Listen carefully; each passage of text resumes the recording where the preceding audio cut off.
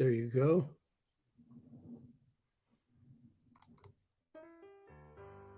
The Dr. Oba T'Shaka Show. Free your mind, and the rest will follow. A show for all who are on the journey to discover the truths about their identity, history, culture, politics, spirituality, and family relationships. This is a show for the Black Freedom Movement and the Black Power generation and the hip-hop generation, including Black Lives Matter and associate activists, all of whom are seeking change.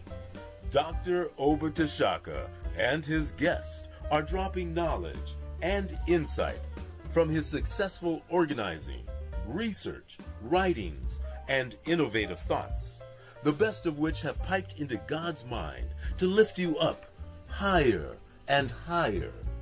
To the bosses, OGs, rappers, influencers, and those looking to evolve from the constraints of misinformation and miseducation to build a foundation for personal growth, love, and mental freedom. Check out the wisdom of the O.R. Yeah, that's the original revolutionary, Oba T, who inspired 1 million black men with his rousing speech at the Million Man March, and who continues to fight, write, and speak the truth. Dr. Oba T'Shaka is one of the deepest deep thinkers in the world today. A quote by Dr. Asa Hilliard. Dr. Oba T'Shaka, then Bill Bradley, was the best leader organizer in the Congress of Racial Equality, C.O.R.E. An endorsement from Dr. George Wiley, Associate Director of National C.O.R.E. and the best organizer blacks produced in the 1970s as the organizer of the National Welfare Rights Organization. The Dr. Oba T'Shaka Show. Free your mind, and the rest will follow. Greetings to the viewers of the Dr. Oba T'Shaka Show. How's everybody doing? This is a pre-recorded interview done Wednesday, November 9th, 2022, with an honored guest, Dr. Julius Garvey, the son of the great Honorable Marcus Garvey. How you doing, Dr. Julius Garvey? Fine. Thank you for having me on your show, Oba T'Shaka. It's indeed a privilege and a pleasure. This is a big honor for us because my first hero and master was your father. I was born in 1939.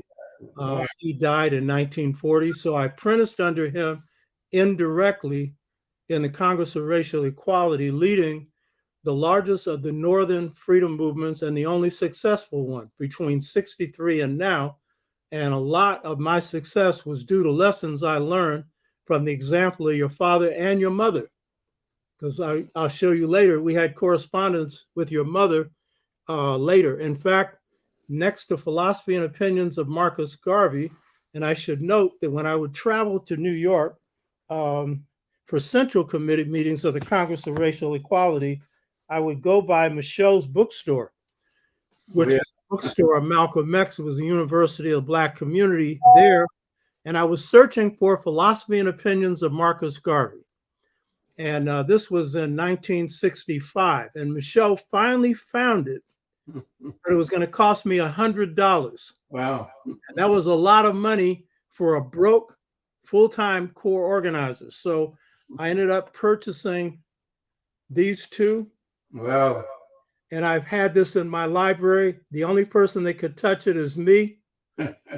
And then the volume 1 that you've added to. Yeah. This is not the original. I gave it to a member of our martial arts team. He never gave it back. But before that, I gave it to Julian Richardson of Marcus Bookstore, where you'll be speaking this Saturday. Yeah. And they republished this, Philosophy and Opinions of Marcus Garvey, volume 1. And so these are the most treasured books that I have. I got 11,000 books here. These are the two most important right here. You hear me? Wonderful. That's the heart and soul of Marcus Garvey. Yeah. And it was my mother who put it together from his speeches and his writings while he was in prison in Atlanta on the false charges and the false imprisonment. Yeah, So exactly. she's a hero of that piece of work as well. Yeah, you had quite a mother. And I read her book, Garvey and Garveyism. I read everything on Garvey that's out. You know what I mean? And the only things that I've read that I don't take notes on because I internalize it. The most important stuff, I don't take notes on it. I just read it and digest it. So your father and your mother and the movement that he led played a real profound role in my life and the lives of many people then and now and before us, before that time. Yeah, I think, I think you're touching on something that a lot of people don't realize. My father was also a master psychologist, not a great charismatic speaker, but he understood people and he understood the mind, and he was always speaking to the mind. Because he knew that you had to liberate your mind from mental slavery, and that's the only way you're going to transform yourself. Right on. The miseducation that we had received, as you know, Carter G. Woodson has talked about that. We had been so miseducated, basically for 500 years. Well, at that time, let's say 250, 300 years, that, we needed a re-education. But we had to free our mind from mental slavery before we could even be re-educated. And he was a master of that. He always spoke to the mind. Right on. In fact, in the Black Freedom Movement, some knew about Garvey from the beginning, like a Stokely Carmichael, later Kwame Ture, because he came from Trinidad. He was raised in New York. So, of course, he would see street corner orators, and he heard of Garvey. Yeah. But most of us in the movement had not heard of Garvey, and I was one of those. My father had, but he hadn't talked about him. And so it's only when Cronin's book on Garvey came out, which I thought was a good book. It turned out it wasn't, but for that time it was good because it told me about somebody who did the best organizing that was done up to that time or since. And that was at the time that I had undergone an awakening. So the freedom of the mind you're talking about, I entered the movement on remote control, ex-Marine, Marine Reserves, wanting to help my people, but not knowing myself or my enemy. And so it's when I underwent an awakening that I now call the sixfold stages to mental freedom. Then I started studying my history. And at the same time, a few months later, the book on Garvey came out. And so he became the first master that guided me in my awakening. So what you're saying right there hits the nail right on the head. You know what I mean? Absolutely. And that's what he said. He said he came not to bring a revolution in terms of guns or bullets, but a revolution of the mind. Right on. We can only participate if there is individual transformation. It's okay to have an ideology, or it's even okay to have an action plan.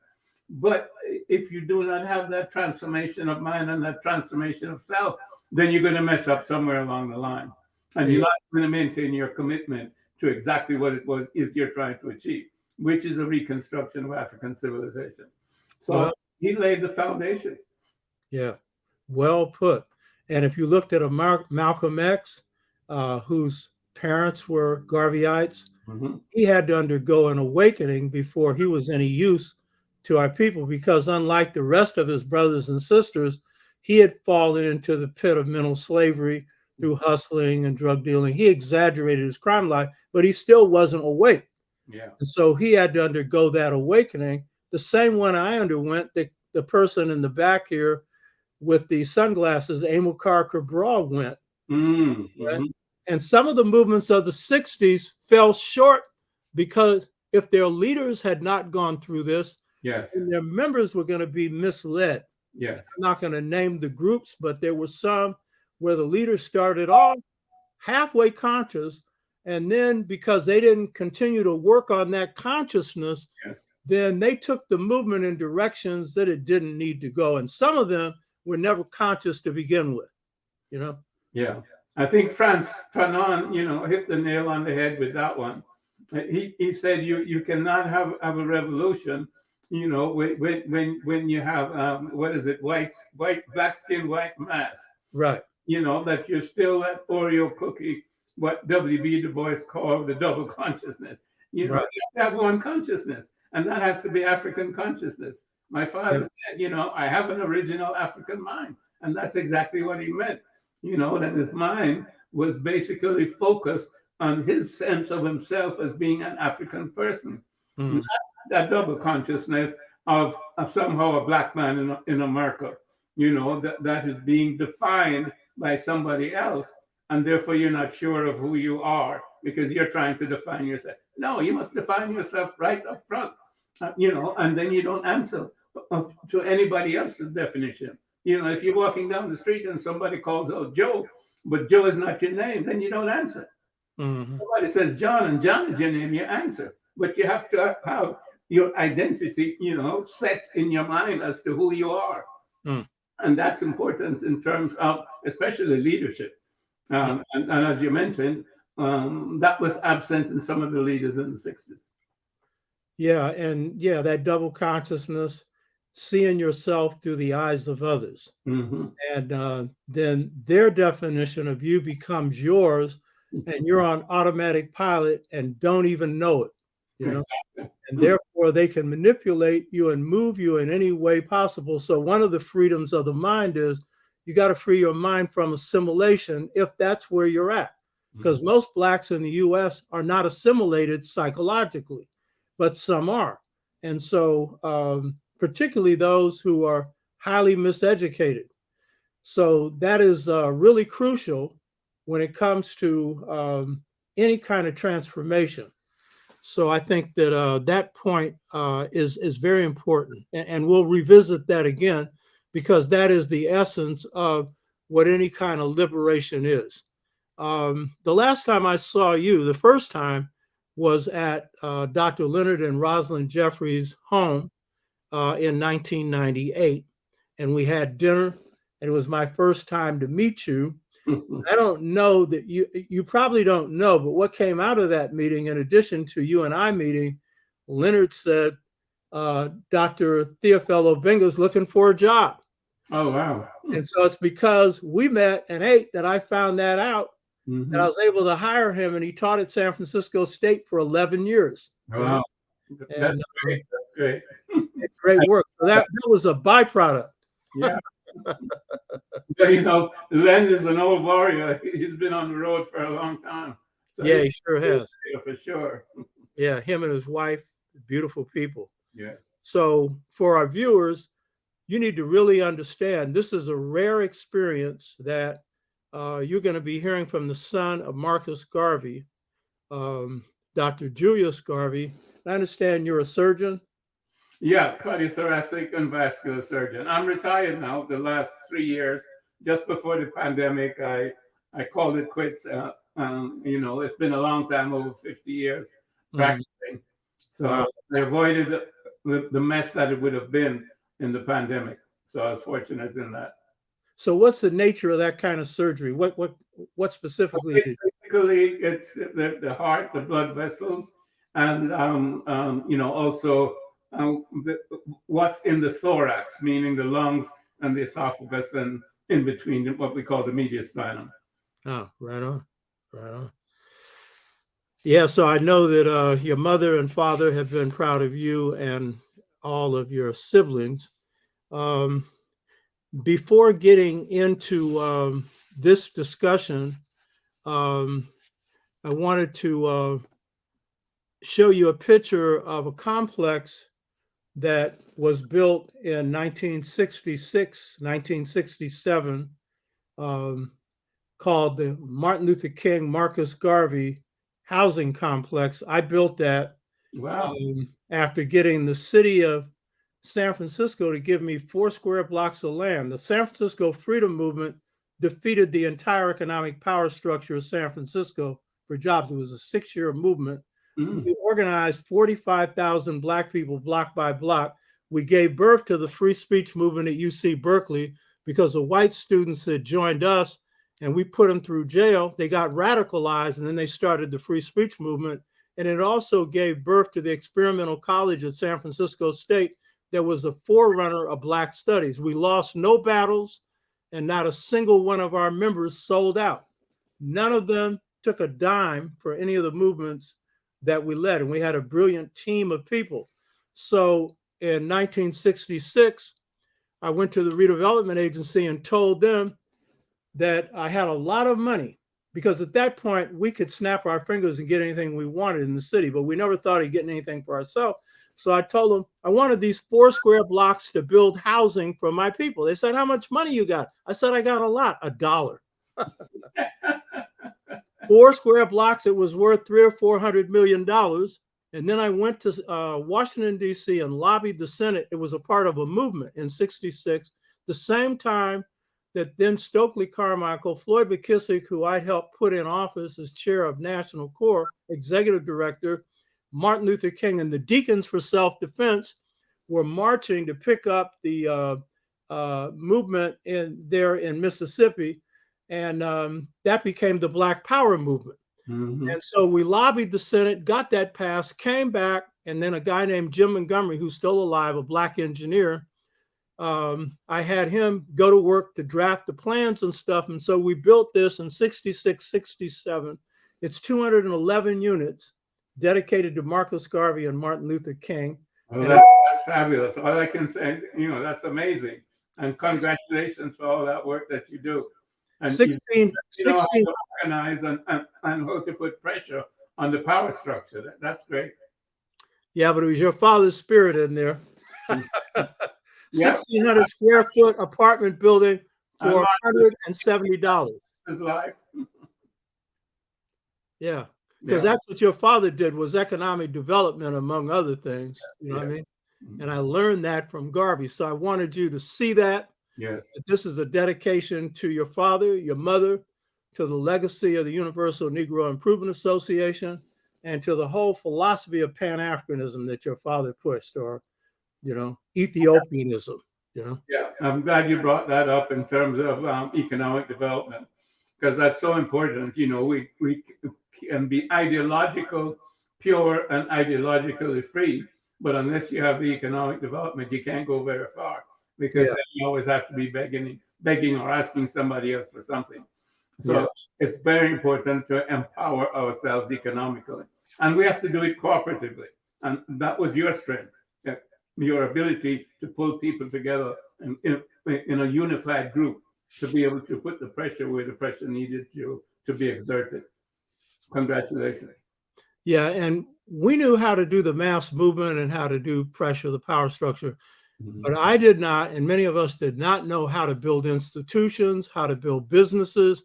And so I studied the Garvey movement for many reasons. It was the psychology of it. It was a history, and I was doing my own historical study as other people were, but particularly institution building, and especially economic institution building. So I learned that from looking at how your father and your mother and how the UNIA did their thing. That was the big model for me. Yeah. As you know, they had so many businesses in Harlem, during the 20s, in terms of, restaurants, millinery stores. They had the newspaper, the publishing house, and, so many other things going on at the same time. They employed more than 1,000 people in Harlem in the different businesses that they ran. And that wasn't just in terms of the Liberty Hall in New York, but wherever there was a Liberty Hall, wherever there was part of the movement, they would own their own buildings and develop their own community in terms of what their needs were. And that's the only way to build community. You have to be able to have the skills, and the different things that you need, whether it's plumbing or the electrician and so on and so forth. And that's why he admired Booker T. Washington. Booker T. had that idea that, you had to be self-sufficient in terms of getting involved in the industrialization process. You have to have those skills. And you have to build from the ground up, as opposed from the top down. We didn't need that many PhDs. We needed people who could build community and be entrepreneurial within the community in a cooperative sense. And I think that's what my dad brought to the front, not only the economic development, but to do it as a group, as a cooperative effort, as a community effort. So the wealth stayed in the community. It wasn't one guy getting wealthy and being on the cover of Forbes magazine or Time magazine and saying, and I'm the richest black man here, or some other nonsense. That doesn't lift us up as a people. Right, right, right. Yeah. In fact, when we built this, we used HUD because banks were not going to give me a loan. I was a full-time organizer and broke, and my assistant, who's an engineer, Jim Montgomery, didn't have any money. And if he did, they weren't financing black people. So we let HUD build it. Then we put our people in there and others, and they turned it into a cooperative. That's right. So as a result, the people could own it cooperatively. Now, one of the things that I really learned from your father, and I happen to be a Leo too, so it's kind of natural from my nature. What date is your birthday? August the 4th. Okay. Yeah, same as. I'm the 16th. Okay. Oh, no kidding. My. And your father was a pure Leo. You know what I mean? By the way, and I'm into astrology. He was in the stage of the solar lunar relationship that produces revolutionaries. Wow. Lenin was in that stage. Malcolm X was in that stage. And people who pipe into the people, they are able to see ahead. So they're prophetic. And your father had the prophetic gift. I don't. Your father did. Okay. He saw many things. World War II, he saw it. He saw the rise of Japan going against Europe, and then at least part of Europe. And then he predicted that Africa would rise out of the ashes of World War II. He was prophetic. Your father was. Yeah. He had that gift. You know what I mean? That gift. But another thing I learned from your father was economic self-reliance. Finance your own stuff. And that was the key thing. You know what I mean? Of all the things, the most important thing, which means your people have to finance their own movements as they did the Garvey movement. As you see now, so many of the African countries are involved in debt so much that it's debt slavery as opposed to the other physical slavery. Right. They get deeper and deeper in debt because their debt is dollar denominated. It's not in their own currency. Yeah. So they have to sell something to the dollar currency to make the money to pay off the debt. So the debt just keeps piling up because their currency gets devalued. Yeah. It's an amazing, shall we say, escalator that doesn't take you up. You just keep, walking and walking and walking, but you're not getting any further. As a matter of fact, you're going backwards. And that's where they're at now. You see, because of this lack of understanding that you have to be self-sufficient. And if you look at Africa, as you know, it's the richest continent in the world. Yeah. So again, it's a mental problem, not being able to understand that, what you just explained. Well put. And in the case of Jamaica, when Michael Manley was trying to do good things for the people, at the same time, he went to the IMF, which is the International Dependence Agency, and got a good loan the first time. And then the second time, they stuck it to him. Yeah. And then from then on, you all had a self-reliant economy, just as your father had worked with his uncle and did bookkeeping and stuff, and he worked the land. You all were self-sufficient in food. You all had industries, milk industries and other industries, and you had raw materials. And then suddenly you're into this debt, your currency is devalued, and you're put under control of the West. Yeah, the IMF writes your budget for you. Yeah. And the World Bank, and all of the manufacturing was destroyed within Jamaica. Yeah. And we had a bauxite industry. Michael Manley, wanted to increase the prices, and they said no because the prices were controlled internationally. So they just moved the bauxite out of Jamaica and just somewhere in West Africa and so on. But that's what happens when you play the international game. But it's a game that's stacked against you. by the IMF, by the World Bank, by the World Trade Organization, Right. and even by the United Nations. Right. African people are not in the Security Council. So, Africans are 1.5 billion people, and yet still we're not a permanent representative of the Security Council. So our voice doesn't count. So we're still being marginalized. Yeah. Yeah, that was the American New World Order at the end of World War II when they had the Bretton Woods Agreement. And at that point, so they've supplanted Britain. So now they're going to make the world dependent on them, including Britain. I think most people don't get it that the first group they colonized was Europe, because what they went in and created NATO, that was to put their military in Europe to occupy it. The Russians were no threat to them. What they wanted to do is make sure that Europe could not bust loose. And then after that, then the IMF, which was originally created to save Europe, then they had the so-called Marshall Plan, which was really NATO. It wasn't really the Marshall Plan.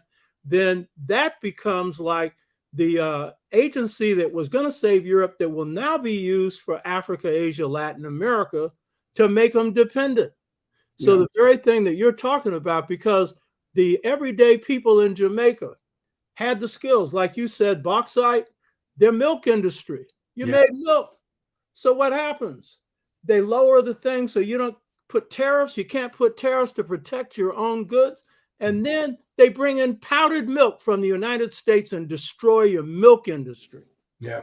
So it's going back to what you're saying, that if you got a self-reliant mind, and in the case of the Caribbean, some unity between a variety of islands, and in the case of Africa, some unity, which a person like Nyerere tried to do, or a person like Nkrumah wanted to do, then you have something to fight them with. But you don't need all their goods. I think it was W.B. Du Bois who said, don't give up your independence for some refrigerators and Mercedes Benz. You know what I mean? And so, yeah, you're hitting the nail right on the head. You see, unfortunately, they have many different ways of putting pressure on governments and on leaders. Right. Either through, like we were talking about the IMF or the World Bank, or, for example, in the case of Michael Manley and Kwame Nkrumah and so many others, they engineer coups against them. Exactly. You see, a coup was engineered in a sense against Michael Manley. Right. In terms of weapons being brought into Jamaica, which we never had before. Right. We don't make ammunition, we don't make weapons, but they were brought in, obviously, by the CIA to take down Michael Manley, which was supposedly a socialist government. And of course, the same thing, happened in places like, like Ghana, Burkina Faso. We know about Lumumba and Cabral, and in Mozambique, and so on. So it's an ongoing, war, shall we say, of trying to shake ourselves loose from the shackles of slavery. It's just slavery in another way. Yeah. Through debt slavery now, and an economic system that is still tied to London and Washington. Yeah. And we see that playing out now in terms of NATO and its confrontation with Russia. And of course, this is being engineered by the United States. Again, to perpetuate, shall we say, American hegemony, which, as you mentioned, replaced the British Empire, after World War II from 1945 onward. And now we have the American Empire, which rules the world.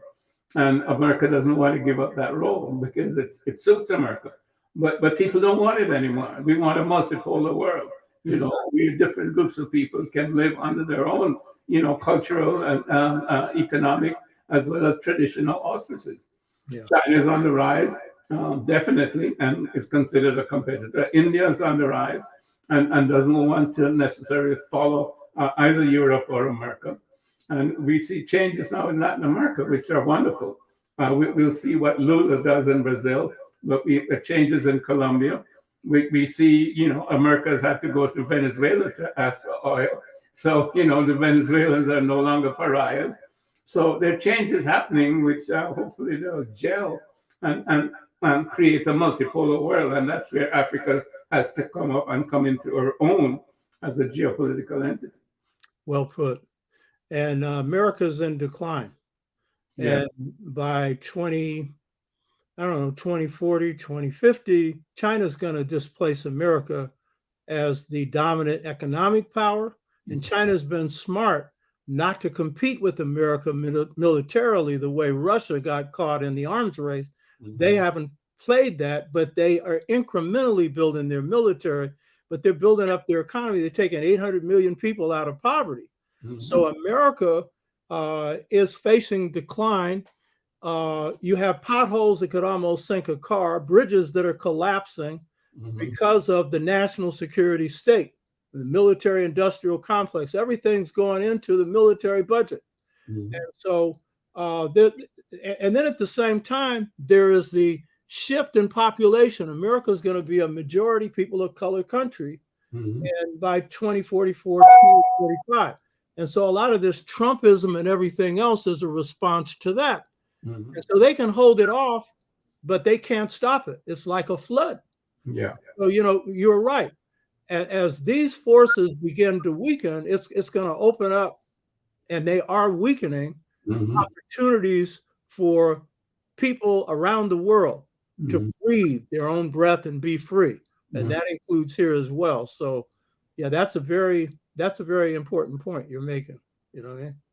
Yeah, I think you can read the tea leaves and pretty much see that, all over in terms of the response in Africa to the pressure of America wanting Africans to take sides in terms of the Ukraine-Russia war, and most Africans saying no, we're not going to take sides. We want to stay out of it, because we've been involved in 2 world wars. Which were not our wars. We were brought into them because we really had no choice, because we were under colonialism. But we don't want any more of European wars. You want to fight among yourselves, that's fine. That's your problem. Except don't blow up the world with nuclear weapons. Something for the rest of us to live, and breathe freely, and enjoy life. So I'm proud that the Africans have taken that stance. It shows a maturity that wasn't there before in terms of understanding, the global, political network and the forces that are at work. And I think India has followed the same pattern and saying, no, we're not going to do everything that you say. We're also standing back. So that's the foundation for a multipolar world. Yeah. I'm very happy to see that happen. I hope that, President Biden isn't rash enough to want to, destroy everything if he can't be the boss of everything. That would be tragic, of course. But, as you know, we've been there before with Kennedy and Khrushchev, and cooler heads prevailed, and, Khrushchev backed off, and so on. So, hopefully this conflict in Ukraine will end up with cooler heads prevailing, and they'll come to some mutual understanding without, pressing the red button, which will not help anybody. Yeah. Fortunately, in the process, I think the Ukrainian people are being destroyed. They are the proxy war for America. Yeah, America could have prevented this from happening. And all they had to do was allow Ukraine to be neutral. And instead, what they wanted to do was to create a situation to weaken Russia by surrounding. I'm not a supporter of Russia. I certainly don't support their invasion. But the fact is, when you surround a country with a military union, which in this case is NATO, and then want a country that had been an integral part of Russia to align with a country that's surrounding them, you are creating a condition for conflict. And so this administration so far has not supported negotiation, and they should be involved in negotiation. And the country is being destroyed. Yeah. So you could weaken Russia. Russia's already weak. It's a second-rate power. Its main strength is nuclear weapons.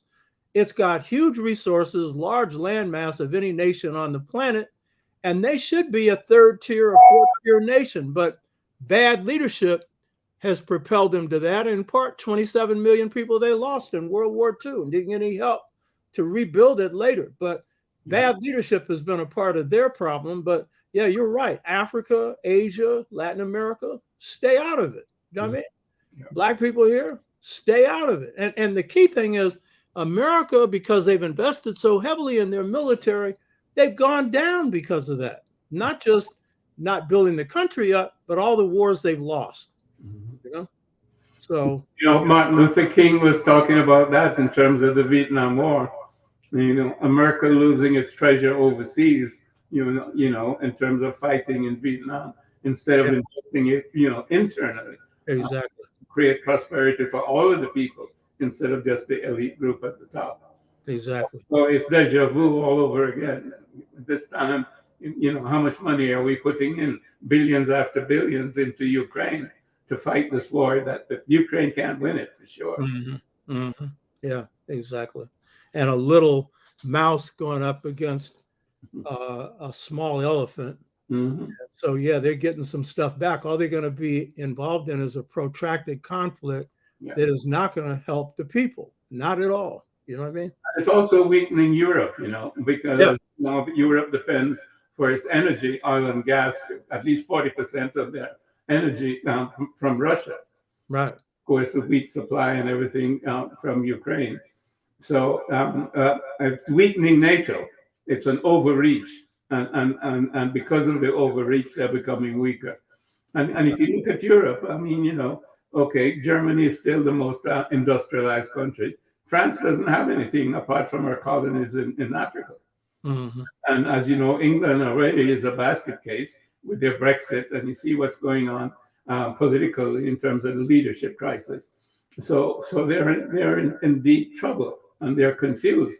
And so there are no bright spots right now in Europe. The German leadership, after Merkel is, so-so, not really charting a course that's good for Germany or for Europe. But everybody is bowing down to America per se. But I think that Europe is pretty restless about it because now they see the cards plainly on the table that they're also being sacrificed to American hegemony. Yeah. And who wants to go through a cold winter for somebody else? And America could say that, but America is not affected by that. So they can run around telling everybody else, yeah, boycott Russian oil and gas and stuff. Yeah. But at the same time, are you willing to tell your people that if they were in that position, you would have really lost the midterm elections? You lost your term, period. Yeah. So, yeah, you're telling other people to do what you're not prepared to do for yourself. So, yeah, that's correct.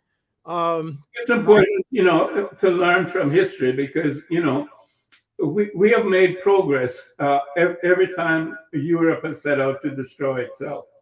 Like after World War I. Well put. When the Garvey movement arose from 1914 through the 20s, as you know, the 1914-18 war, the Great War, so to speak. So we made that progress because so many of our people fought overseas and came back. Also, so many Americans moved from the South to the North and got involved in the industrialization process and had greater expectations. Mm-hmm. A lot of things started then in terms of our mental transformation. The same thing after World War II. As you know, the Manchester Conference there in 1945. That was when, a lot of Pan-Africanists got together, Kwame Nkrumah, Jomo Kenyatta, and others, along with W.B. Du Bois and P.A.P.O and so on. And then, from there, the Pan-Africanism moved to the continent. And by 1957, Ghana was independent, falling into the 60s. So after World War II, we again made progress. I consider this World War III, as far as we're concerned as Africans.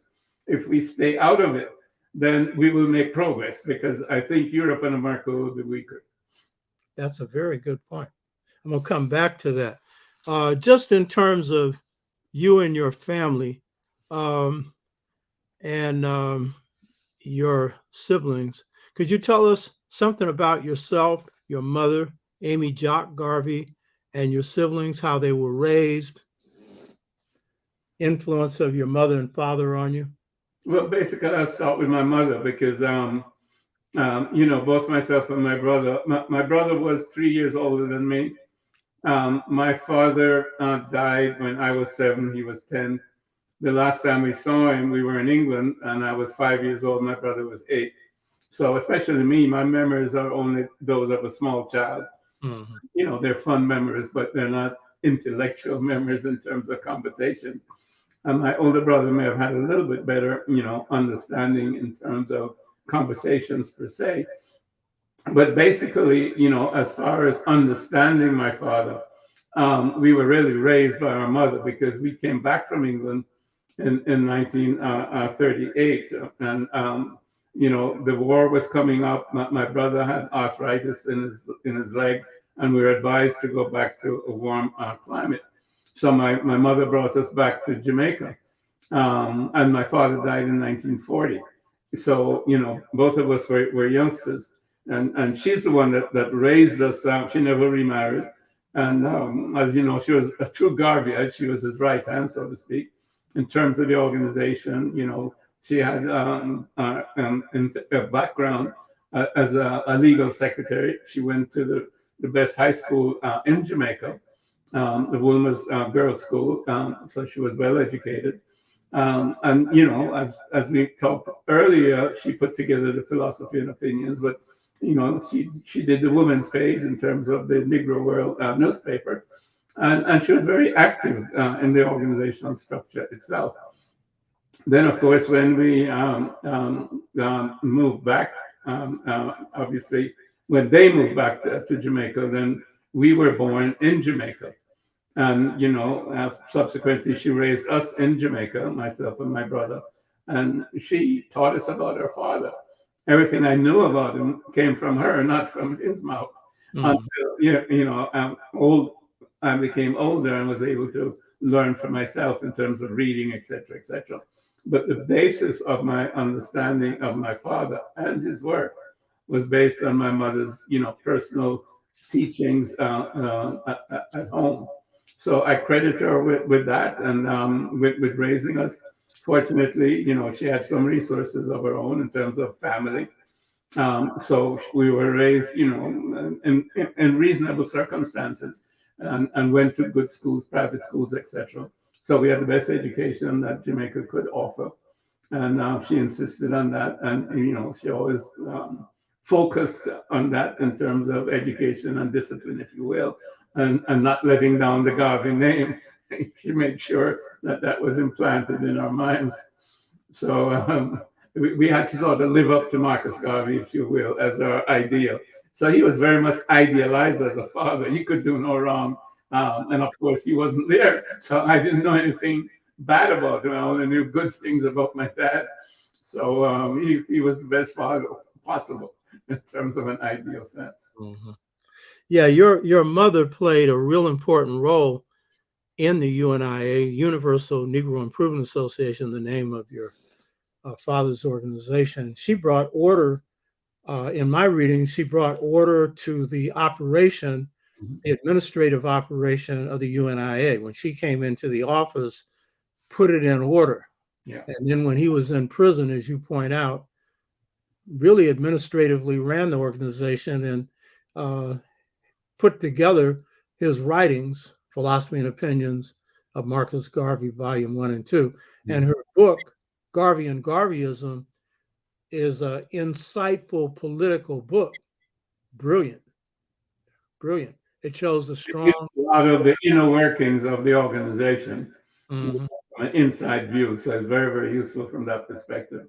For Yeah, students, for people who want to understand, the trials, the tribulations, and why things were done in particular ways, etc. strategies and tactics for organizing, Yeah. a lot of things. It was a thoughtful Mhm. presentation.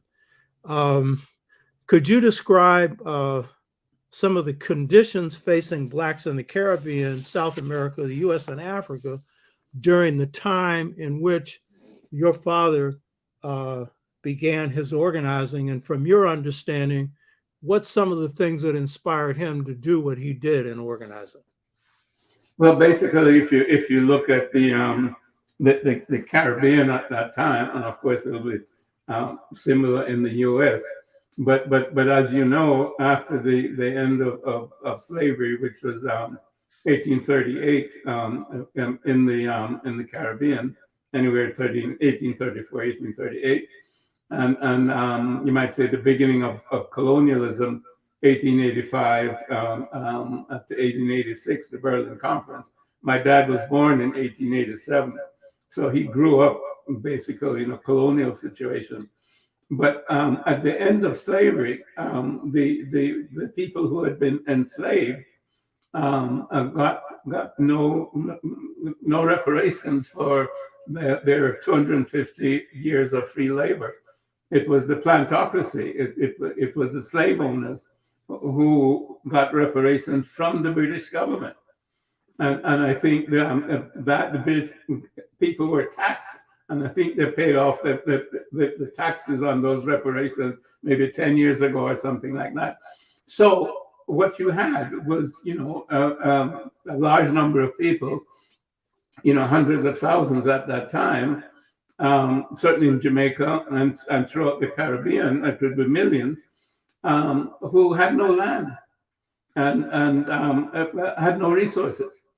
And so what they had to do then was go back to work on the plantation. Some of them, others, seized land, and this was a situation now of continuing agitation.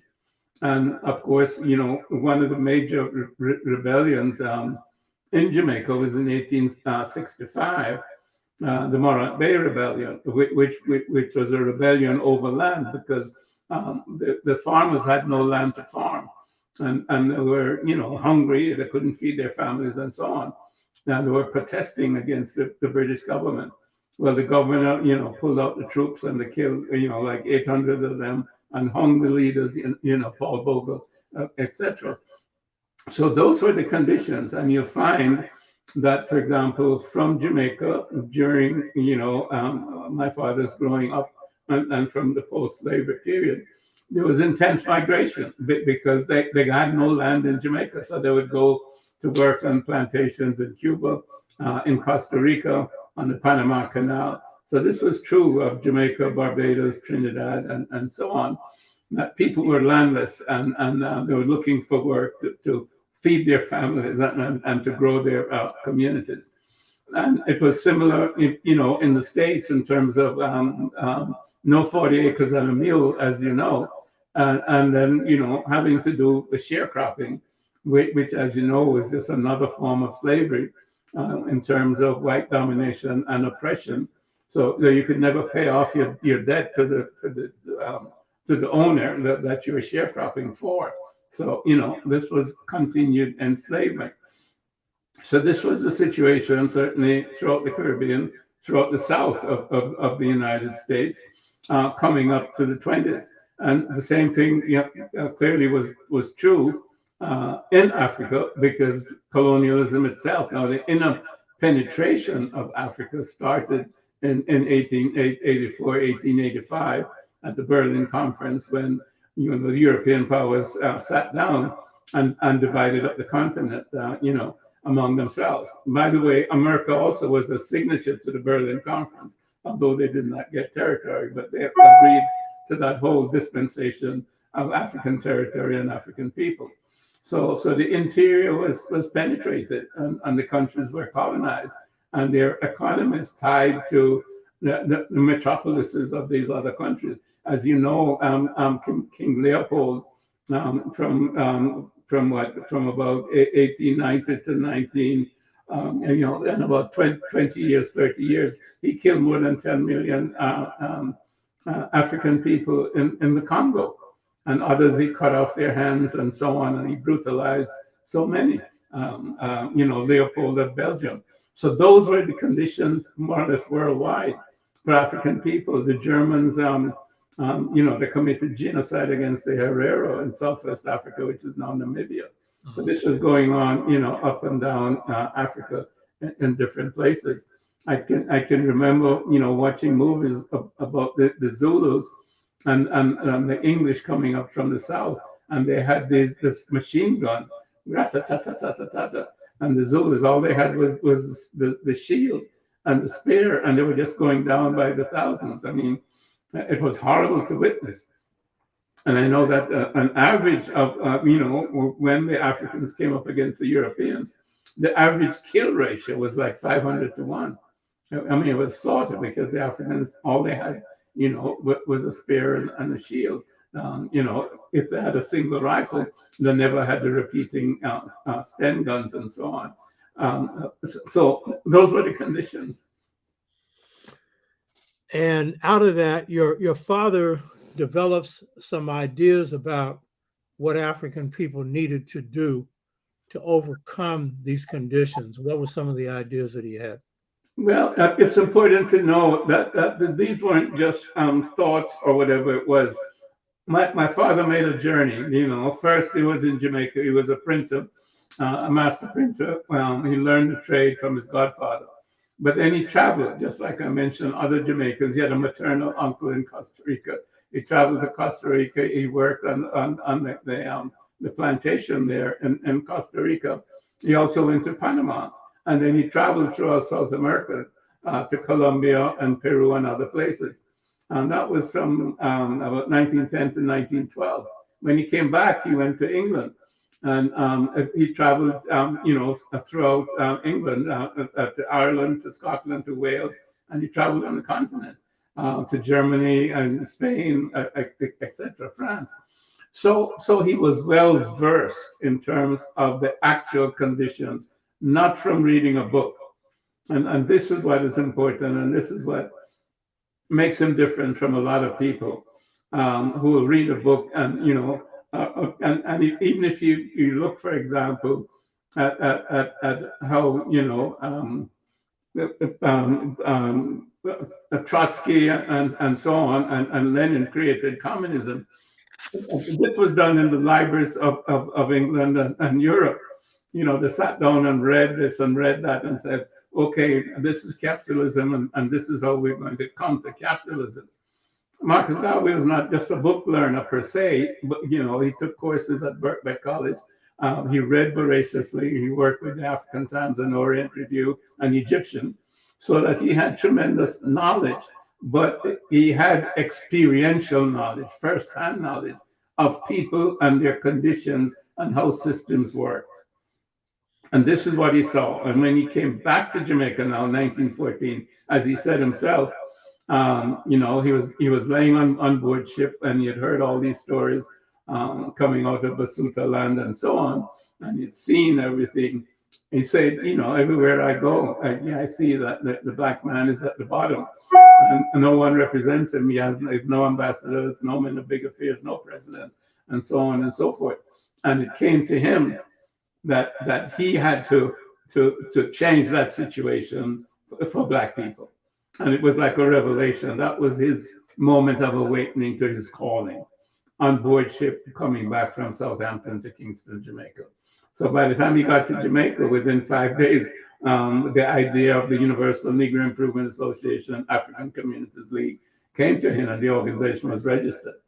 Also, in the meantime, he had read a lot about conditions in America, and he had read about Booker T, and then he corresponded with Booker T. And he was impressed by what Booker T. Washington was doing at Tuskegee.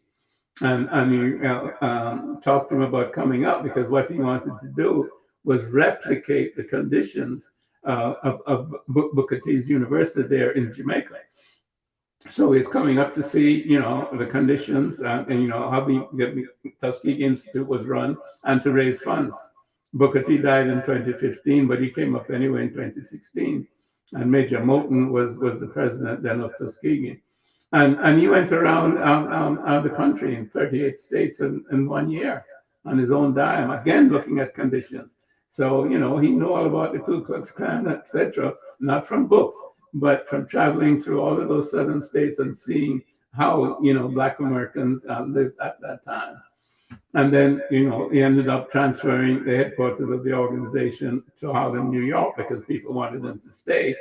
And because every time they set up a chapter, somebody tried to disorganize it and turn it into something else, because there were the communists and there were the trade unionists and there were the integrationists and different people, trying to, shall we say, gain a following in terms of the socio-political climate of the time.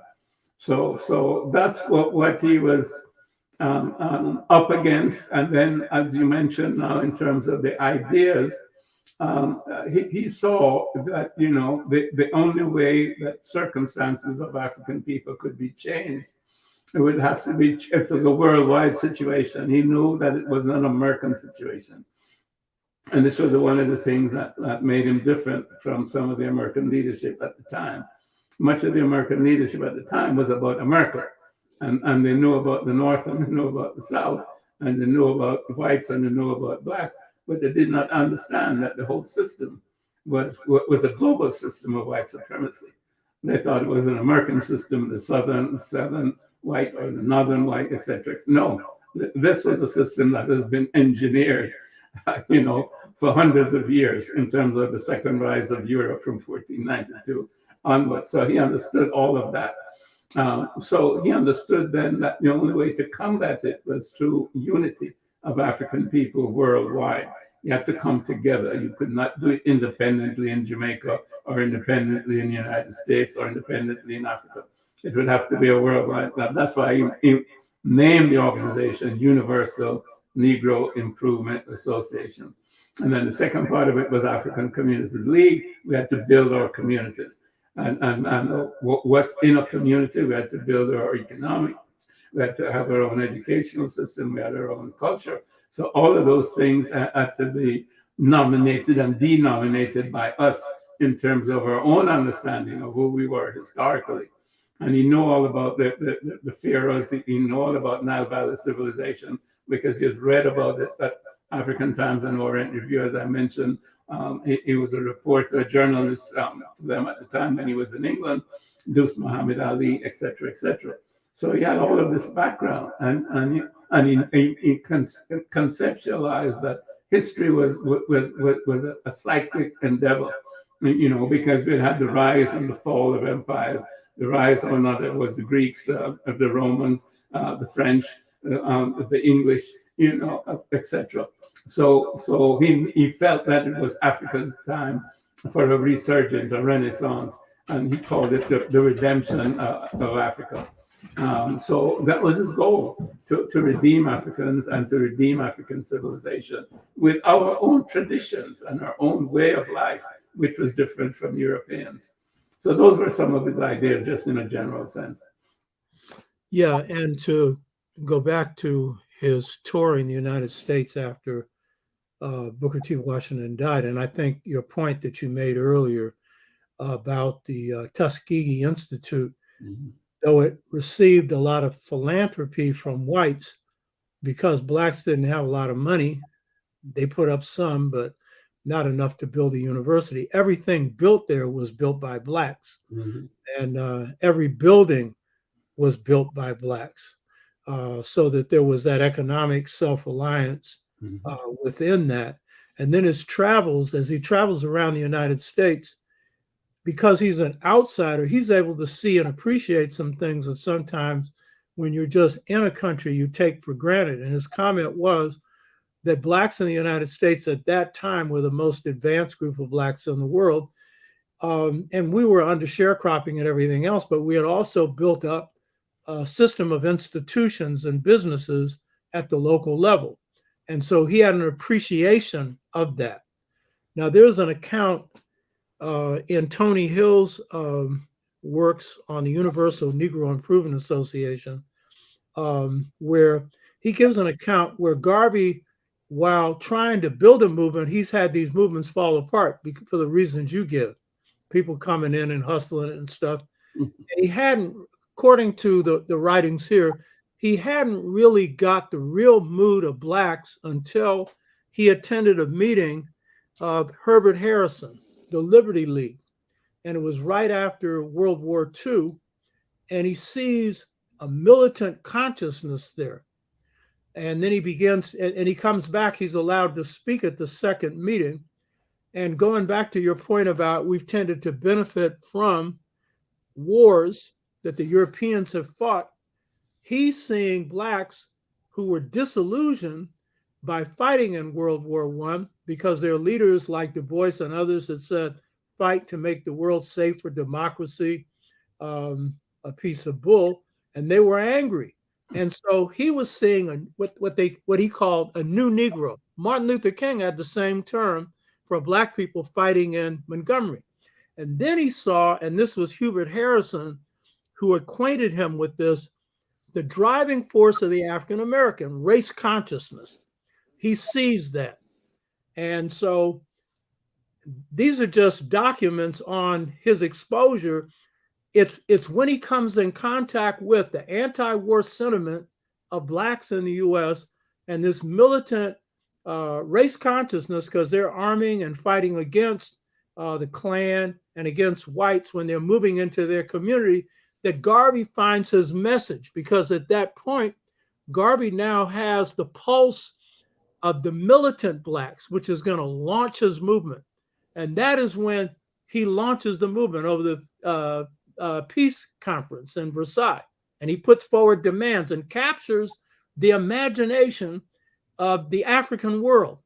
And then that goes off. So it's like a fusion of the African in the United States and the African in the Caribbean. And then Garvey's consciousness, as you say, is global, with the grassroots in the South who also have that view. And it takes off. Mm-hmm. I think, what you're saying is correct, that, he felt the pulse of the African people at the time. And, all you have to do is imagine the situation in the South coming after slavery, but you're still being abused and oppressed on the sharecropping system. Right. And all you want really is to get a piece of land, okay, to be able to work it and to feed your family and grow a family and have a community. That's all you want. Mm-hmm. And you don't want to be involved with a white man who has been your oppressor for a couple, 250 years. You see, so integration was not on the black man's mind. Right. What was on the black man's mind was to get away from the white man, if you will, and develop his own community, his own land, and take care of his own family. Because that was one of the big things after the end of slavery, looking for family, because people had been separated. So there was this drive on the part of the African American to create their own communities. And this was what Garvey picked up on when he traveled to those 38 states.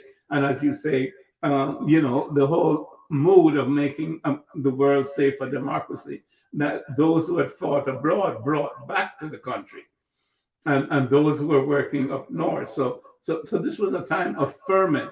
A million African Americans traveled north in that decade from 1910 to 1920 and on.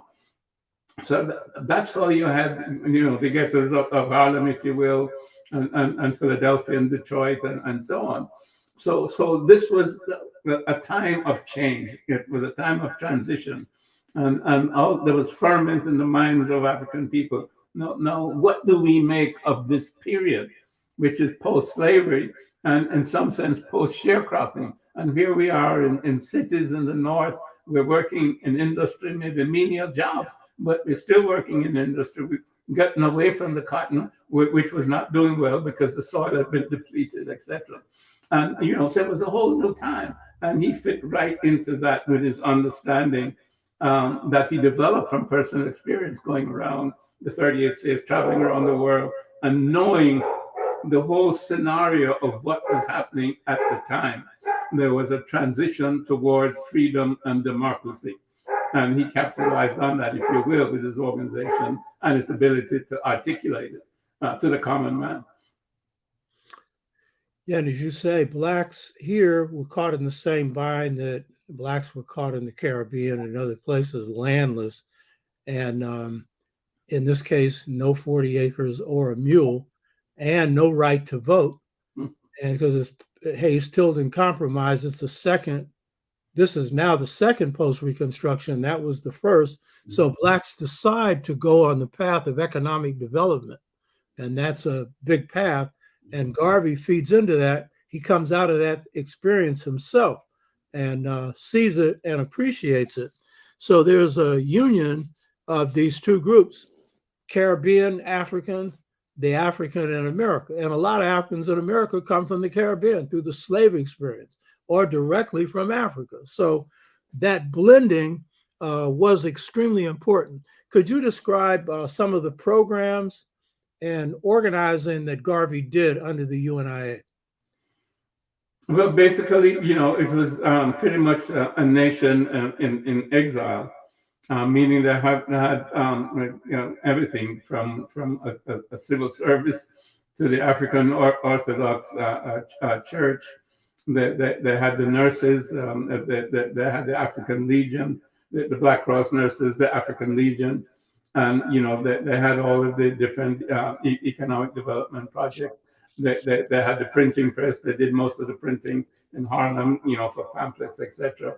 They had the Negro World newspaper, a weekly, which developed the largest following, if you will, during that period of time. In terms of number of people that read the newspaper on a weekly basis, and it was translated, the editorial page, into Spanish and French, and that was his main, modus operandi for spreading the word around the world. Because, as you know, we had been divided by language as well as geography. So he had three languages: the English, the Spanish, and the French. So there was a motor core in terms of transportation, because they advanced the transformation of products and so on. We talked about the restaurants earlier. So everything was there, and then they had all these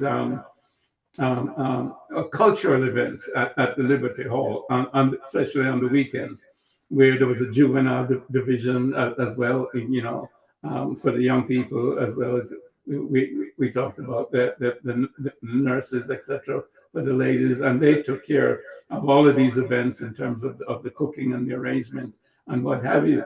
So it was a complete, cultural situation that one can become a member of the UNIA, and you worked at something during the week with it, whether it was part of the UNIA or not. But then you would go to lectures in the evening, or on the weekend you'd have social events.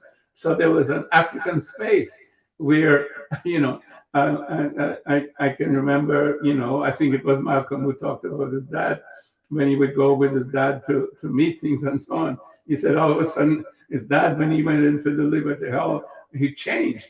He stood up straight like he had a backbone. And when he was seeing Ethiopia, the land of our fathers, the land where the gods used to be, I mean, it was like a transformation. And then so many of these people who may have been, sleeping car porters or maybe cleaning the streets or whatever, but they'd get to the Liberty all the weekend and they'd put on their African Legion uniform, and they were Africans, So this was a cultural, psychological, educational transformation of the average African American, which was in line with this whole business of, reconstructing us as a people after this period of enslavement and oppression. That's a very important point that I hope people get, because what you're describing is Garvey was setting up a government in exile, and he had this idea of being a nation within a nation, but a government fighting for independence, for the independence of Africans around the world, especially Africa. And he could have that idea because he comes out of an island in which Africans are the overwhelming majority. And even though they're colonized, they can see somewhere down the line where they can run their own island or run Africa or run wherever we are in the world. So that concept, so he had a paramilitary group that marched, and the nurses and all the rest of that, even gave out passports, Birth certificates, wedding certificates, yeah, marry your own people, govern yourself. Mm-hmm. And Black people here, who were not the majority in the country, though parts of the South, they loved that because it gave them an idea of rulership, and there were some blacks in this country that had that idea, but that was an idea that someone who's coming out of a majority situation, you're 90% or 98% of an island, even though you're under colonialism, you can see that's your future down the road. And Garvey had that vision. So that is extremely important, that idea that we could run our own society and everything else. Now, Garvey is successful in building a mass base, a huge mass base, the largest of its time or since. What was the reaction of the United States government and of the Western powers to the Garvey movement? Well, severe hostility, shall we say. If you look around the world initially, the Negro World newspaper was banned in many countries. In some countries, if you're caught with it, I think in at least one country the penalty was death. Certainly, you could be imprisoned, etc., etc. And anybody who was thought to be an agent of the UNIA was expelled from these colonial territories. This happened in Senegal and the Francophone countries particularly.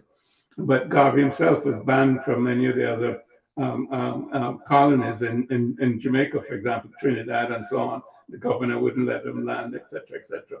So there was severe hostility, and of course, that was also present in the United States with J. Edgar Hoover of the FBI. He was a young lawyer and just involved in the Bureau. It wasn't yet the Federal Bureau of Investigation. It had another name, but it became the FBI.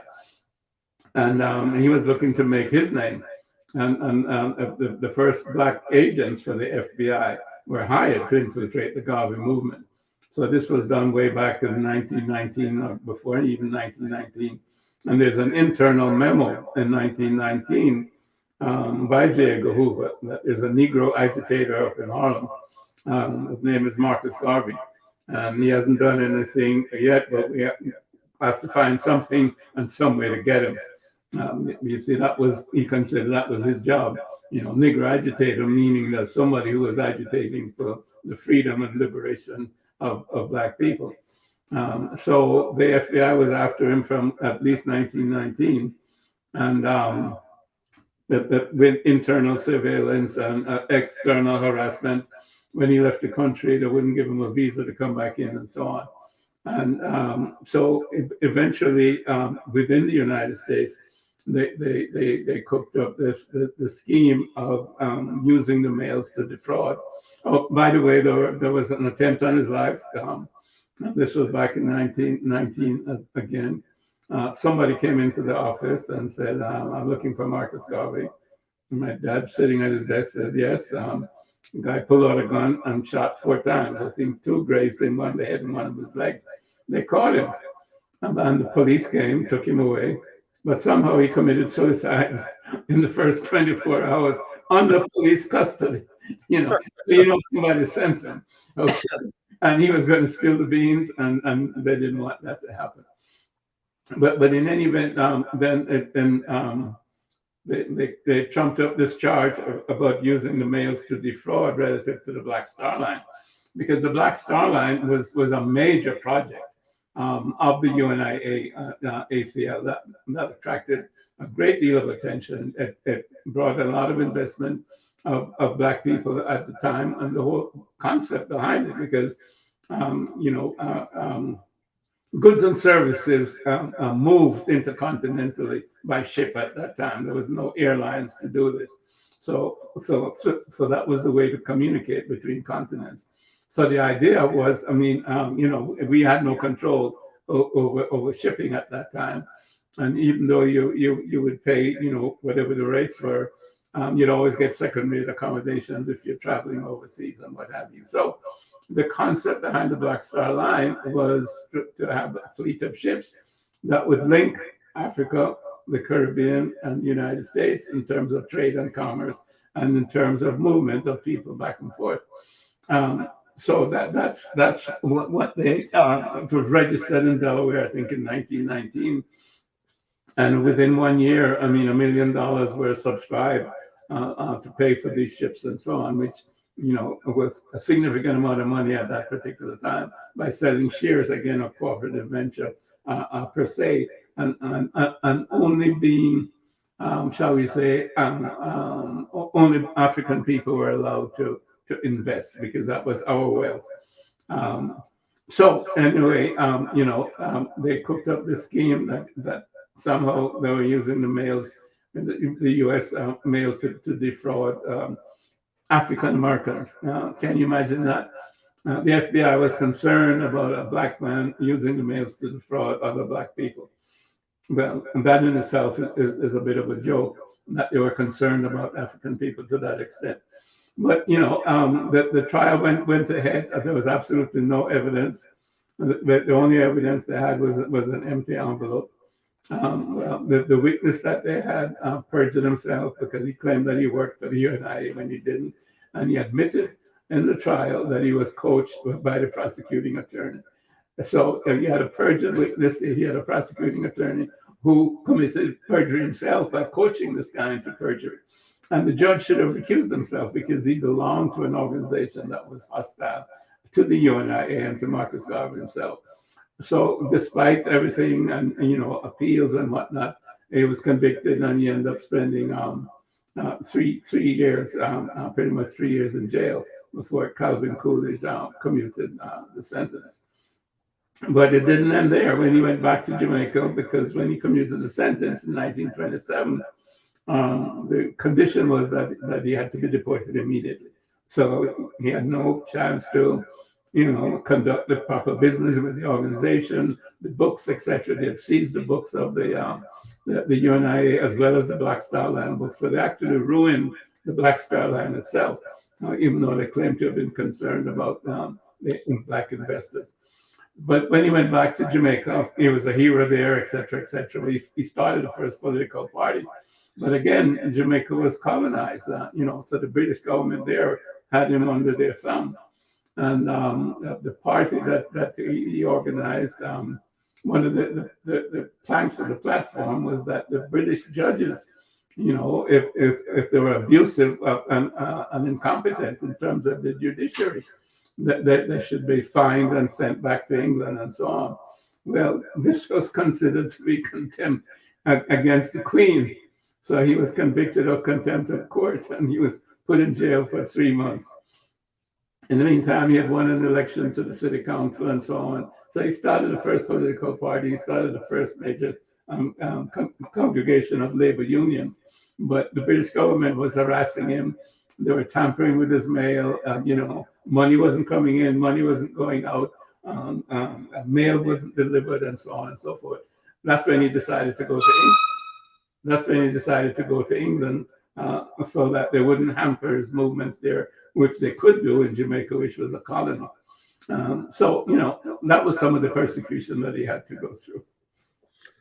Yeah, and J. Edgar Hoover was in charge of the Internal Bureau of Investigation that later became the FBI. Mm-hmm. And he worked in league, as I know you know, this is for the benefit of the audience. He worked in league with the prosecutor of New York, the DA, to frame Garvey. And so using the mails to defraud was used as a charge because it's a crime of moral turpitude, meaning that if you're convicted of it, you can't get American citizenship. And Garvey... By the way, let me just interrupt you for 1 sec. They tried to catch him on that charge of moral turpitude, because he was under surveillance the whole time. And my mother was his private secretary. Okay, so when he traveled out of state, like she would go with him. So they would be peeping in keyholes and so on and so forth to see if they were sleeping together. But they couldn't find anything, so they had to drop that. But that was one of their ways in which they were trying to trap him. As you know, they tried to use that against Martin Luther King later on, the same right. FBI people and so on. I'm sorry to interrupt you, but when you brought up moral, that's an additional thing I didn't know. Only someone in the family would know that. That's not in any writings. Yeah, in fact, J. Edgar Hoover has some problems of his own in that line. So, of course, he'd be looking for anything on somebody else. But using the mails to defraud was considered a crime of moral turpitude. So then that means you can't get citizenship if you're convicted. And as you point out, there was no evidence that there was any fraud involved in the way in which UNIA stocks were sold and money was gathered. And in fact, the offense he's charged with, he was out of the country when those occurred, trying to purchase a ship that a Jewish person was supposed to purchase and ended up pocketing a good part of the money. Mm-hmm. And so he's charged with something he had absolutely nothing to do with. And the people prosecuted alongside of him, they were let go. But they went after Garvey because they wanted Garvey out. And he had been out of the country for a while in the Caribbean, South America, organizing support for the Garvey movement. And Hoover did everything he could to keep him out of the country. The whole idea was to separate Garvey from the headquarters of his base because his movement was global, but the U.S. was his base. And that's why Garvey was seeking citizenship. So this was a whole move on the part of J. Edgar Hoover to split the organization and destroy it by separating the head from the body. And that's what he ended up doing. And J. Edgar Hoover, of course, would then become our major opponent in the 60s that we would have to deal with as well. So Garvey went up against the combined forces of the Western world and did pretty good in spite of that. And one of the things is the amazing thing that he did with the pushing of his ideas through the Negro world and the way that spread like wildfire all over the earth. I remember one of our leading scholars sending me an article. And this article was written by a Jewish scholar, and this was his conclusion. He said, Garveyism was stronger than Zionism. This is a Jewish scholar. He said, because for Zionism, for people who don't know what that is, the establishment of Israel and the dispossession of the Jews on some biblical grounds or Judaic grounds that this was their land in the beginning, and treating them like they weren't there and removing them is being done right now. That project Israel could only take place through Western patronage and support. The Balfour Declaration from the British, they claimed that they had a right to Israel, and then Truman recognizing Israel, and then plummeting billions of dollars into Israel every year to prop it up. But he said, so Zionism rested upon Western support. Without it, it couldn't have existed. This is a Jewish writer. It was Asa Hilliard that sent me this article. And but he said, Garveyism was rested on an idea. And this idea propelled African people worldwide. And I would say at the bottom of this idea was the love of Africa and African people that didn't depend on any money. Even though Garvey had a base and they were financing stuff, it was based on love. Whereas now Pan-Europeanism is based on the fact that 2 world wars nearly led to the genetic annihilation of Europeans. One more and they will cease to exist. And so they had to unite to prevent each other from cutting each other's throats and killing each other. You know what I mean? Mainly to check Germany. But Germany was being checked because they just wanted to do what Britain had done and everybody else had done, mess the world up. So what your father built on, that idea of the love of Africa and the love of African people, is a strong, powerful force that came from the islands of the Caribbean, that came from the shacks of Black people in the United States. And so those of us who are brainwashed and put out all these things about we hate ourselves, yeah, some of us do. But the majority of us don't. Most of us are not Clarence Thomases. Most of us love our mamas and our papas. And that's proven by, how we treat our people. And at a time in this country where we had nothing, the only thing we had was each other in the Caribbean. That's all you had. And that is the key to your success. And so that's the amazing thing about the UNIA was the power of an idea, the love of the people, and then the magnificent skill of the people that put that idea out there, just like the revolution that occurred in Haiti.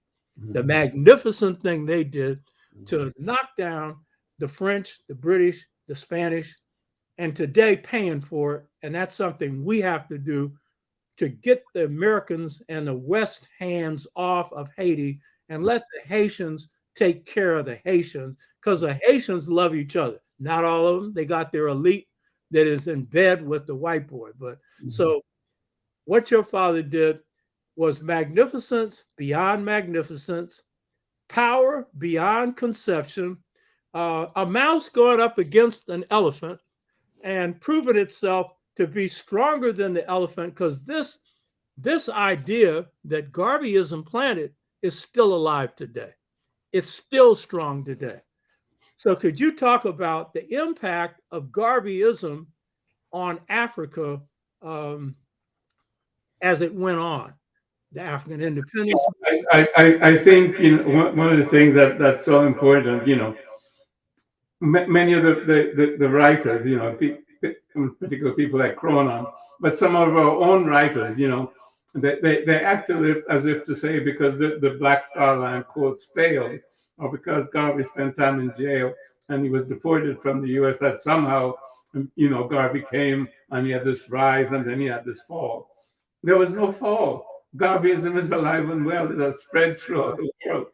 And that's why you and I can be having this conversation. You had your revelation. How many people have you met whose first name is Marcus? How many people have I met who told me that, my dad, my uncle, my grandmother was part of the Garvey movement, or I grew up and Marcus Garvey's picture was in the house, and that's how I learned about Africa, and da-da-da, and da-da-da, and da-da-da. I mean, it has disseminated, throughout African people worldwide. That's not failure. That is success on a great scale. You better believe it. To get specifically, more to what you're talking about, as you know, Kwame Nkrumah said that, when he was studying, I think it was at Lincoln, it said, he read, Philosophy and Opinions of Marcus Garvey, which my mother had put together. And he said it was, it was like a light bulb going off in his brain. He never read anything like that. I mean, it turned him around completely. And as you know, he became the father of Pan-Africanism in Africa. And as you also know, Pan-Africanism basically was a diaspora event. Basically not just starting with George Padmore, but from so many, Americans and others before that who had gone to Africa and what have you. But, the African Methodist Episcopal Church and so on and so forth, these were Afrocentric organizations, basically Pan-African organizations.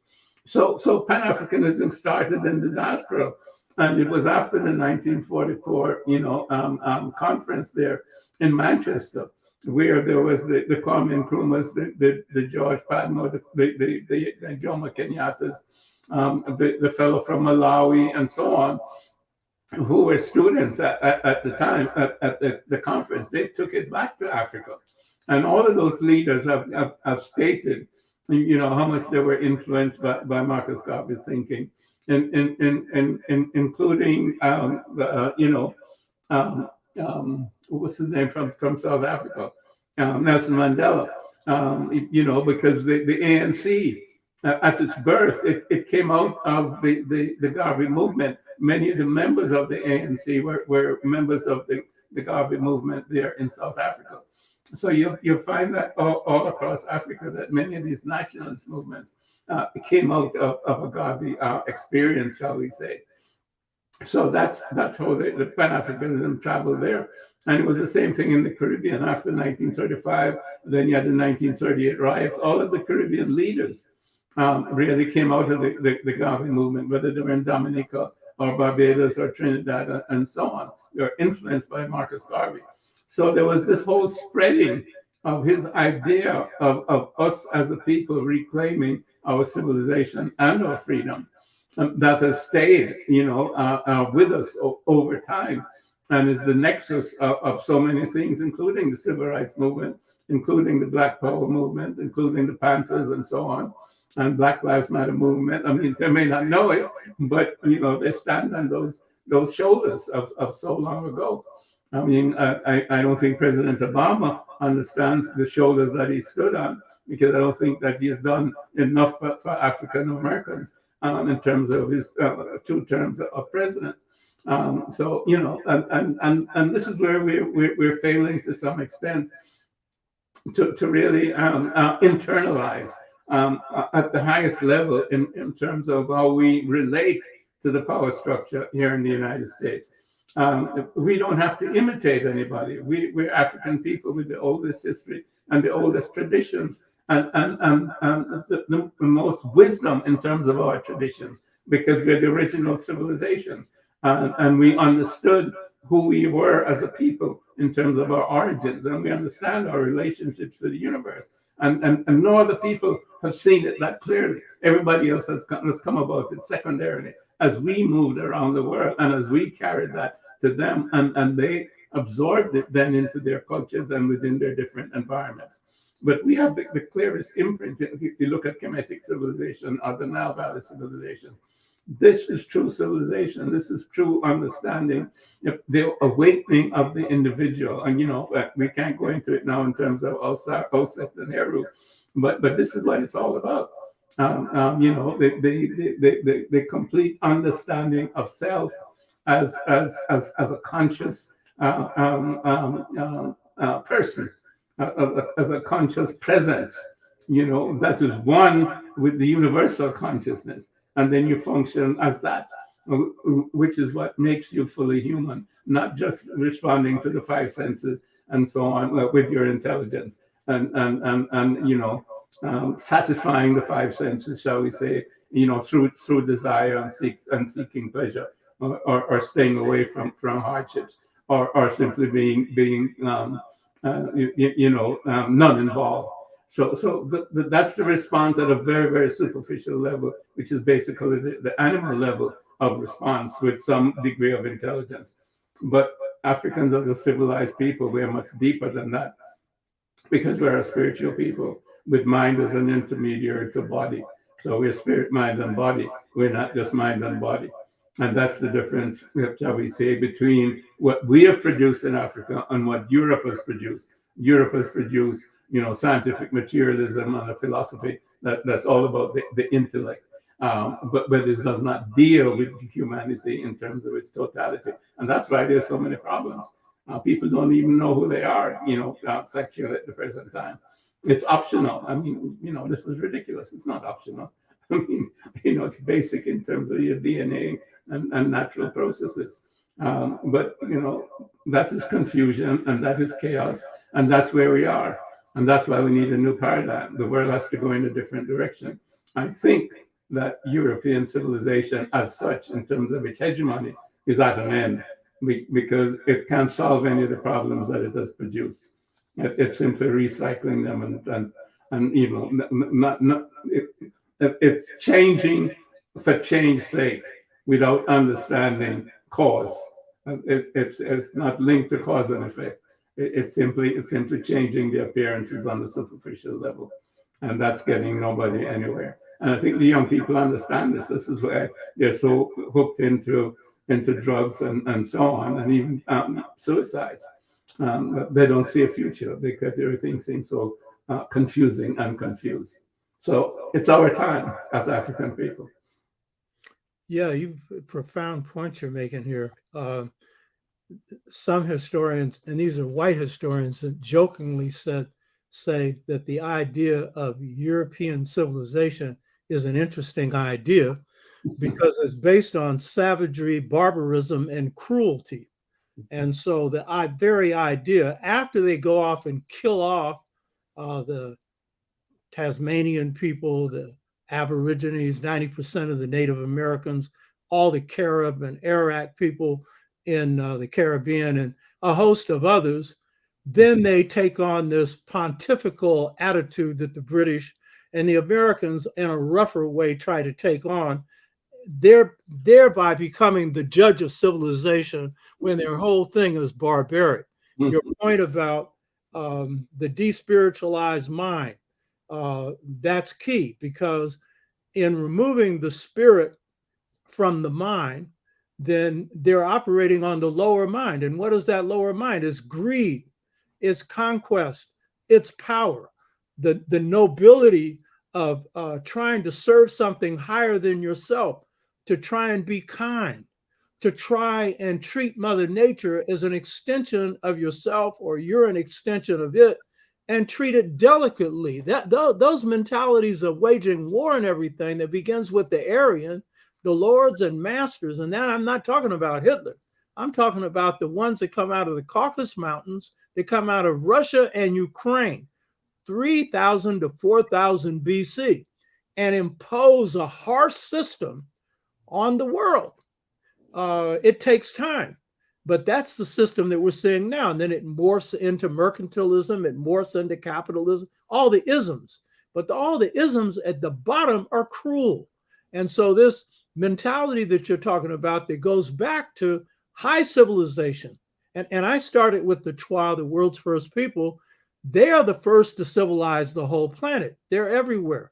And there's no power over them. All the males and females are equally empowered to govern every phase of society.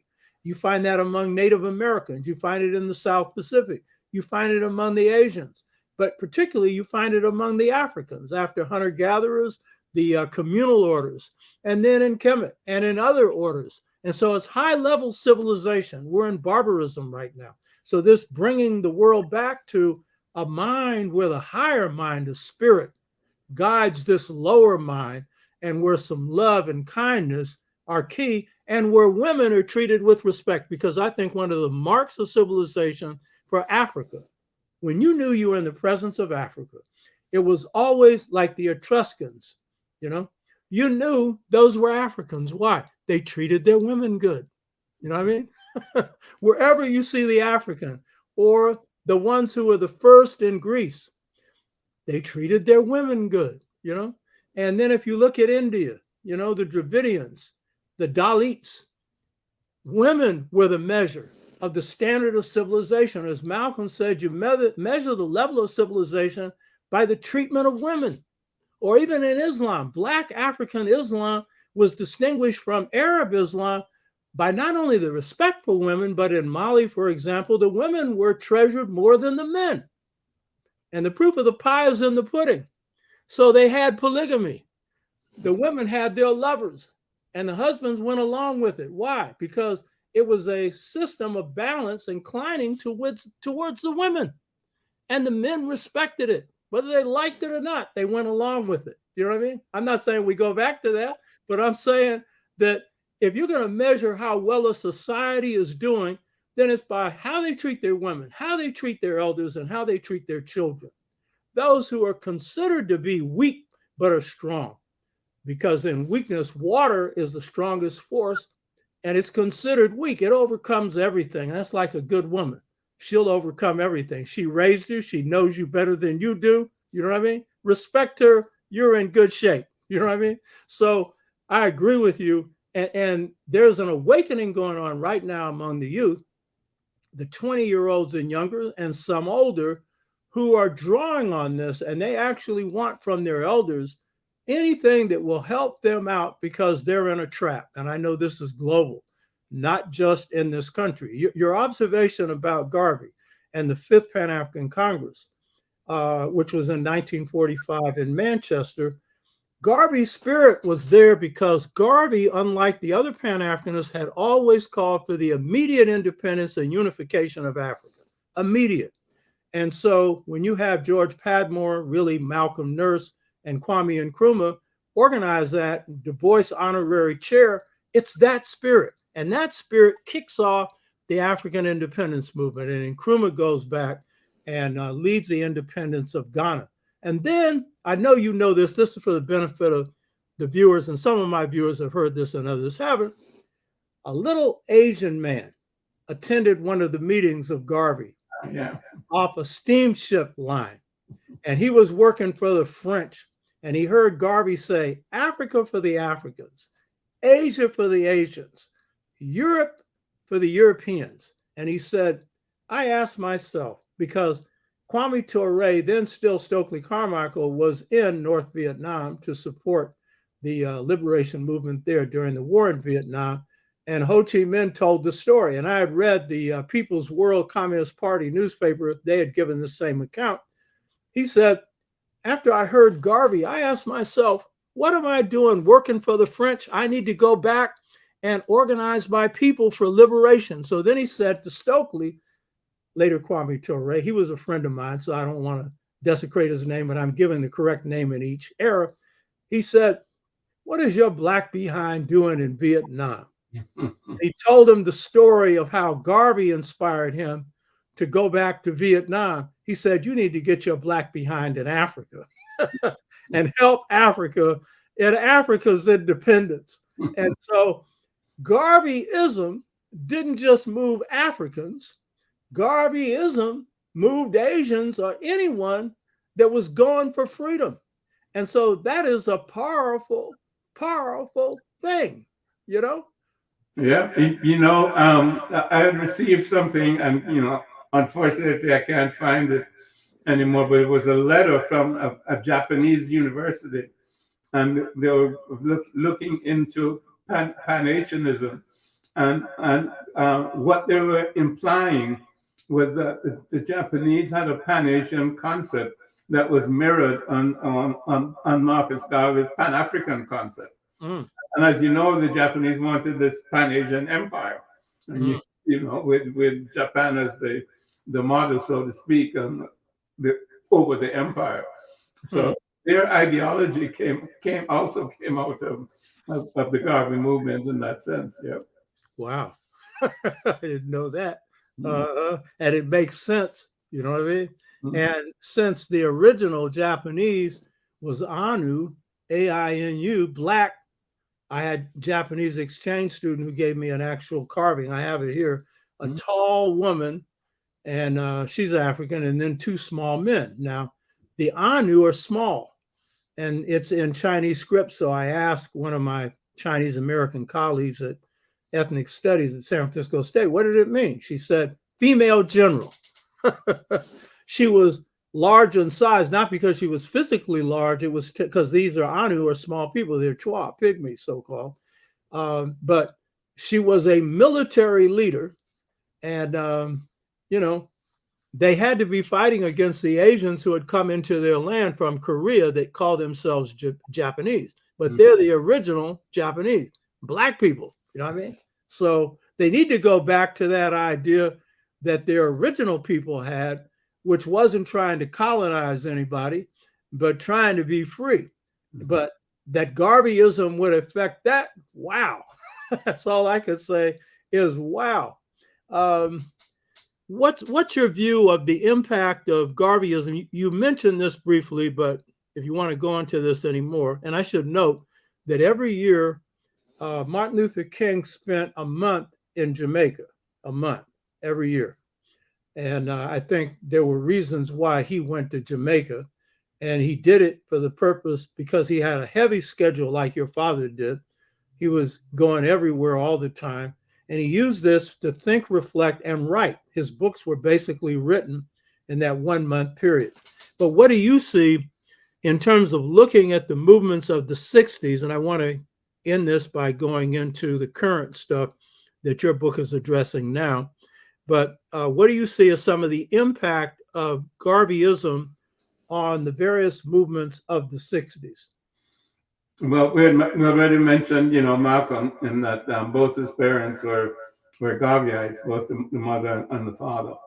So he grew up in a Garvey environment, and he ended up going through different phases, so to speak, in his own development, and came out of it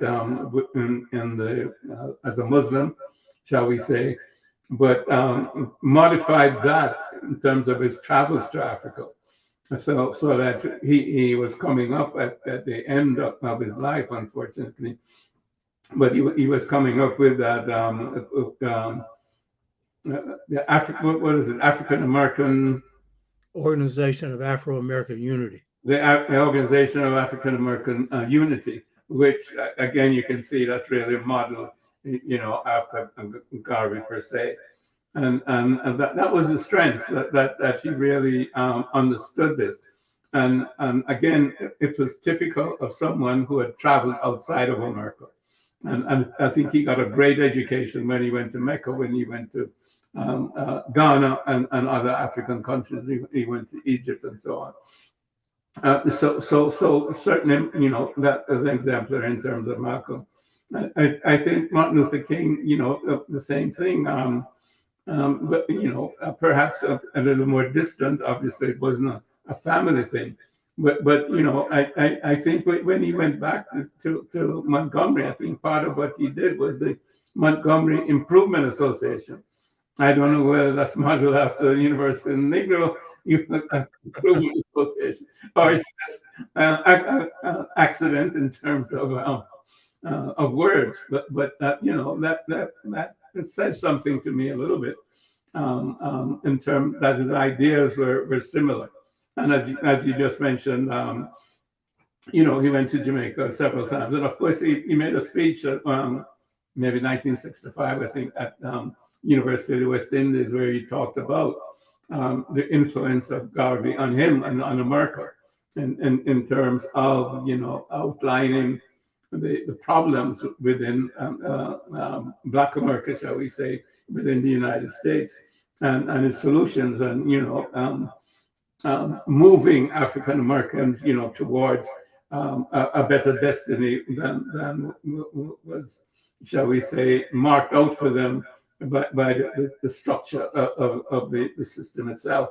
So he definitely understood the trajectory of Garveyism. Of course, he adopted, shall we say, Gandhian principles in terms of peaceful resistance and so on. And of course, that was necessary, because you cannot go to war with the American war machine. Certainly not within America itself. As you know, they're still killing us on the streets. So to think of a revolution here that's a military a revolution is impossible. That would never happen. So him adopting those principles, I think, are important for the survival of his people, our people. I think Nelson Mandela made a similar wise decision in terms of, of what when he came out of jail in, what was it, 1990, I guess it was. Maybe he gave up too much because the conditions there haven't really changed, and the white South Africans still own 90% or more of the economy. So that I think he gave up too much in terms of compromise. But as you know, Martin Luther King was not looking at compromise in terms of his statements, particularly his latest statements. He was saying that the system itself had to change, because the system was a warlike system that was spending its resources abroad, and those resources need to be used here to transform the society itself. And America needs to look up, and face its own problems. And he was going to Washington to get that check that was owed to Black people, and he didn't want to get any check that was not signed. Insufficient funds. And I think that was the one that got him killed when he made that speech. Mm-hmm. The Black Power movement, as you know, Stokely Carmichael was definitely in some of his A-Track Brown and so on. They were definitely, in the same mold. I think, Stokely was definitely a Garveyite in that sense, as well as a Pan-Africanist in the wider sense. And I think all of the protest movement, so to speak, have this national tinge. The Black Power, the Panthers, and coming up to the present time, it's still existent. Now, of course, a lot is being framed within the request for reparations. And I think progress is being made there. Certainly there's something within the Congress and so on, H.R. 40. And, it's at least being debated at the present time. And I know that something will come out of the Congress. But it's important that we understand what reparations is all about. It's not just repairing us, but it's repairing the society that has oppressed us at the same time, because they cannot be reparations without transformation. And this may not be recognized, but that has to be the outcome. And unfortunately, in some sense, this is what got Martin was killed, assassinated, when he said this plain, that America, had to change. America had to be transformed. It had to face its original sin. The reparations movement has to hold America up to the same mirror, to have America look at itself in terms of what it has done, and how do you then repair the damage. You have to transform yourself, just as we have to transform ourselves in terms of our enslaved mentality. They have to transform themselves in terms of the idea of being a master, or the idea of white supremacy. It's total nonsense. It's a mental concept that has no basis in anthropology, archaeology, DNA, nothing. It has no basis in anything except the concept in some ignorant person's mind. So that has to be thrown out. And then let's be able to learn how to live together. And I think the way to learn how to live together is going to be what I call African humanism, which is what I think we birthed with civilizations, Right. 6,000 years ago. So that's going to be the paradigm that we're going to move towards. Yeah, in the case of King, King was at Ghana's independence ceremony. He was at Nigeria, Ezekwe's independence ceremony. His files on Africa show an extensive set of contacts between him and African leaders, actually more extensive than Malcolm's, and a lot of these have not been read. I have a brother named Menu Ampin, who's an authority on King, particularly his revolutionary movement, and he notes this. There are huge files of those correspondence. So King saw the link between the Black freedom movement here and the African independence movements there. And King supported armed struggles in the world, the Vietnamese struggle, African independence struggles that used arms, because he saw it was practical and possible. The only reason why he used peaceful struggle here is because to take on, as you say, the war machine is suicidal. So that was King in part. So, he had that appreciation. And then him and Malcolm, they only met once, but they shared an attorney and they shared ideas. And so King and Malcolm, King had agreed with Malcolm's position on challenging the oppression the U.S. was bringing to the Congo. And so agreed on that. He agreed with Malcolm's human rights position, and in fact was clear on it. Malcolm was talking about, like a lawyer going to the United Nations, the international bodies, and charging America with human rights violations. King, on the other hand, because he was coming from the ground up, battles in the Black liberation movement, he said in 65, the movement had changed from a civil rights to a human rights movement for this reason. The Constitution granted civil rights. But if you're going to move for real transformation, you're going to have to go beyond the Constitution to human rights. And so he defined that as economic rights, economic empowerment, rights that Europe has taken through the Roosevelt New Deal, medical things that Roosevelt didn't have, but that they have, Social Security. But he was talking about those things that have to do with concrete empowerment of people. And he said, as you say, America had to be restructured. And he didn't like capitalism. Malcolm never studied Marx. He did. Malcolm didn't need to. He knew it was, as he said, crooked as a pretzel. And King had reached the same conclusion. And he never liked capitalism. Of course, he was a Christian, so he didn't like the fact that they weren't spiritual and stuff. And he had a point there, though, not necessarily having to be Christian. So King had those kinds of things inside of him. And then he comes out of the South, out of a Black community that has some deep Black pride. It's a middle-class Black community, but it's Black. Most of his advisors were Black. You know what I mean? He had a few white ones, and they were ones that gave him good advice. And those are when the Kennedy administration said, cut yourself off from. And then, as you pointed out with Kwame Ture was a Pan-Africanist, a socialist, and he was influenced by Garvey. It's very clear in his thrust. And then his relationship with Nkrumah, it's very clear. And Nkrumah, Black Star Line. And as you say, Nkrumah said, of all the books he read, the one that inspired him most was the philosophy and opinions of Marcus Garvey. It had to, you know what I mean? And he was one of the most imaginative of Africa's leaders, bringing in Africans from all over the world, working in his administration and so forth.